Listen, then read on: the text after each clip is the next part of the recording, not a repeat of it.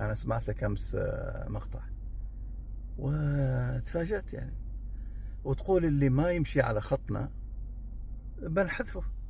يعني تريد فقط الناس اللي يطبلوا لك إذا أنت مثلا أخلاقك صارت سيئة بسبب طفل ولا أطفال أنت جالس تقلدهم، وكأنهم جالسين يقودونك. أنت الرجل الكبير المثقف اللي احنا نشوفك ونحسبك مثقف يعني، وجالس يعني تقل أدبك وبتتفوق عليهم هذول الأطفال. بدل ما هم يقتدوا فيك أنت جالس تقتدي بهذا الأطفال.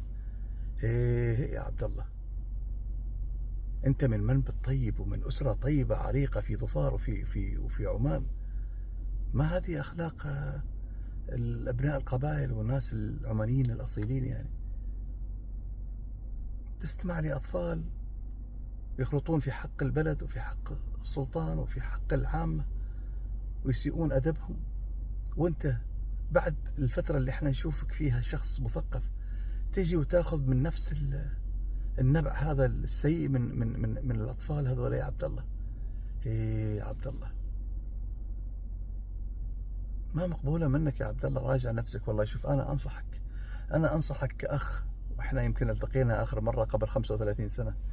يا عبد الله أنصحك كأخ، أنت رجل من قبيلة طيبة ومنبت طيب ورجل مثقف ونحبك. يا عبد الله لا تلتفت ولا تسمع كلام الأطفال. راجع نفسك، راجع نفسك يا أخي. ما حد يستغني عن بلده، ولا حد يستغني عن أخلاقه اللي تربى عليها. أنت تربيت على أخلاق وسمو من أسرة عريقة، قلت لك يعني نفتخر فيها كلنا يعني، وأنا أفتخر فيهم بني مالك والله.